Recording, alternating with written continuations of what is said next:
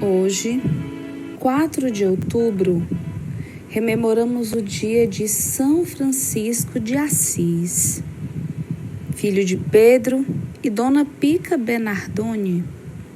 Francisco nasceu entre 1181 e 1182 na cidade de Assis, na Itália. Seu pai era um rico e próspero comerciante. Foi batizado em Santa Maria Maior com o nome de Giovanni. Mas quando Pietro Bernardone voltou de uma viagem à França, mudou de ideia e resolveu trocar o nome do filho para Francisco, prestando homenagem àquela terra. Segundo a maioria dos biógrafos de São Francisco, o caráter e as qualidades melhores lhe vieram da mãe. Como todo jovem ambicioso de sua época, Francisco desejava conquistar, além da fortuna, também a fama e o título de nobreza. Para tal, fazia-se necessário tornar-se herói em uma dessas frequentes batalhas. No ano de 1201, incentivado por seu pai, ele partiu para uma guerra que os senhores feudais haviam declarado contra a Comuna de Assis. Entre 1202 e 1205, encontramos um Francisco inquieto. Não é apenas a consequência de uma doença longa e misteriosa. É a inquietude de quem está incerto quanto ao sentido de sua vida. Ele decide ser cavaleiro e vai, em nome da honra, defender a Igreja e seus interesses, convocados pelo Papa Inocêncio III. Na cidade de Spoleto, sintomas de febre fizeram com que Francisco não pudesse partir. Ali, pensou ter ouvido a voz do Senhor, com quem dialogou. Francisco, o que é mais importante? Servir ao Senhor ou servir ao servo? Servir ao Senhor, é claro, respondeu o jovem. Então, por que te alistas nas fileiras do servo? Senhor, o que quereis que eu faça? Volta a Assis e ali te será dito, diz a voz. Em busca de respostas, decidiu viajar para Roma, isso no ano de 1205. Visitou a tumba do apóstolo São Pedro e exclamou: é uma vergonha que os homens sejam tão miseráveis com o príncipe dos apóstolos. E jogou um grande punhado de moedas de ouro, constratando com as escassas esmolas de outros fiéis menores generosos. Em seguida, trocou seus ricos trajes com os de um mendigo e fez sua primeira experiência de viver na pobreza. Voltou a Assis, a casa paterna, entregando-se ainda mais à oração e ao silêncio. Em 1206, passeando a cavalo pelas campinas de Assis, viu um leproso, repugnante à vista e ao olfato, lhe causando nojo. Mas então, movido por Deus, colocou seu dinheiro naquelas mãos sangrentas e deu-lhe um beijo. Falando depois a respeito desse momento, ele diz: o que antes me era amargo, mudou-se então em doçura da alma e do corpo. A partir desse momento, pude afastar-me do mundo e entregar-me a Deus. Pouco depois, entrou para fazer a sua meditação, rezar na pequena capela de São Damião, semi-destruída pelo abandono. Estava ajoelhado em oração aos pés de um crucifixo, quando uma voz, saída de um crucifixo, lhe falou: Francisco, vai e reconstrói a minha igreja que está em ruínas.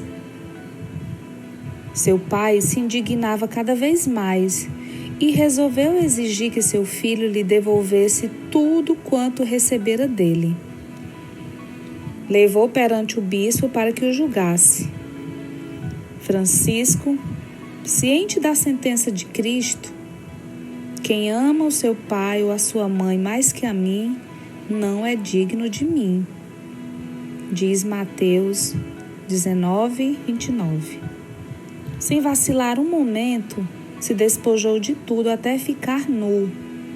Jogou os trajes e o dinheiro aos pés de seu pai e exclamou: Até agora chamei de pai a Pedro Bernardone.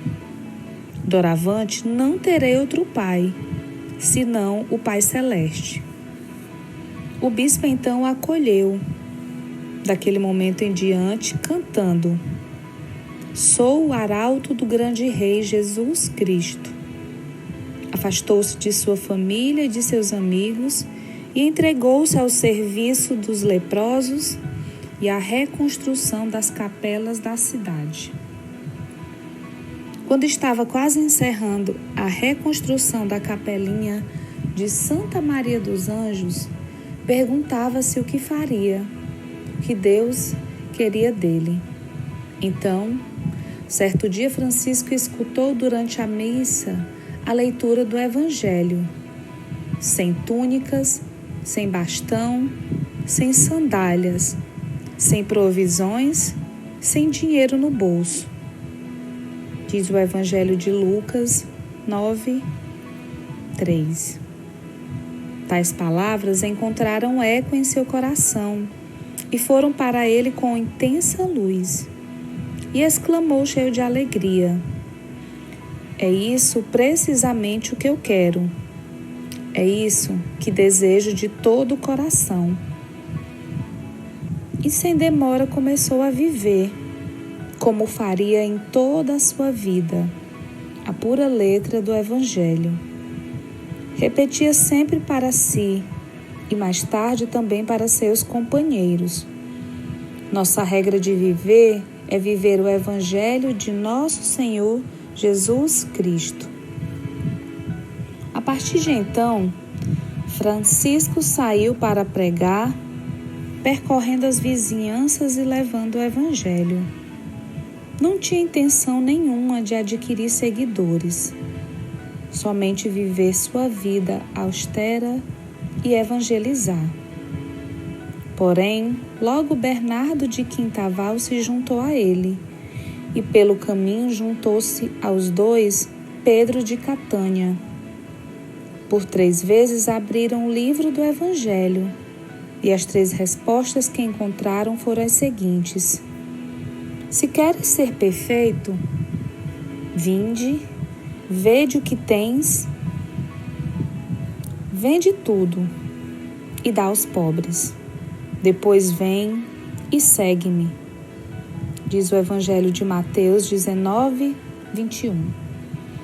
Não leveis nada pelo caminho, nem bastão, nem alforge, nem uma segunda túnica. Diz o Evangelho de Lucas 9:3. Se alguém quer vir após mim, negue-se a si mesmo, tome a sua cruz cada dia e siga-me. Diz o Evangelho de Mateus 16:24. Isso é o que devemos fazer, e é o que farão todos quantos quiserem vir conosco. Exclamou Francisco, que subitamente viu brilhar uma luz sobre o caminho que ele e seus companheiros deveriam seguir. Finalmente encontrou o que por tanto tempo havia procurado. Isto aconteceu a 24 de fevereiro de 1208, dando início à fundação da Fraternidade dos Irmãos Menores. Em 1209, Francisco e seus companheiros foram até o Papa Inocêncio III para pedir a aprovação de seu carisma. Ele ficou maravilhado com o propósito de vida daquele grupo, e especialmente com a figura de Francisco, a clareza de sua opção e a firmeza que demonstrava. Reconheceu nele o homem que há pouco vira em sonho, segurando as colunas da igreja de latrão, que ameaçava ruir. O Papa reconheceu que era o próprio Deus quem inspirava Francisco a viver radicalmente o Evangelho, trazendo vida nova a toda a igreja. Por isso, deu a seu modo de viver o Evangelho a aprovação oficial. Autorizou Francisco e seus seguidores a pregarem o Evangelho nas igrejas e fora delas. Francisco inspirou Clara para a santidade. Dela surgiu as Clarissas. Tomás de Celano diz: então, se submeteu toda ao conselho de Francisco, tomando-o como condutor de seu caminho, depois de Deus. Por isso, sua alma ficou pendente de suas santas exortações e a acolhia num coração caloroso tudo o que lhe ensinava sobre o bom Jesus. Já tinha dificuldade para suportar a elegância dos enfeites mundanos e desprezava com lixo tudo o que aplaudem lá fora para poder ganhar a Cristo. Todos os anos, de 15 de agosto a 29 de setembro, Francisco tinha o costume de preparar-se com uma quaresma de oração e jejum para a festa de São Miguel Arcanjo. No ano de 1224, ele teve a visão do serafim alado e recebe os estigmas. Seu estado de saúde piora muito a partir daí. Era final de agosto de 1226. Ele pede para ser levado a Porciúncula. No dia 3 de outubro, à tarde, Francisco morreu cantando. No domingo seguinte, é sepultado na igreja de São Jorge, na cidade de Assis. No dia 16 de julho de 1228, Francisco foi canonizado pelo Papa Gregório IX. Tornou-se o padroeiro dos animais pela sua admiração e relação estreita com a natureza. Também foi elevado a padroeiro principal da Itália, em 1939, por Pio XII. São Francisco de Assis, rogai por nós.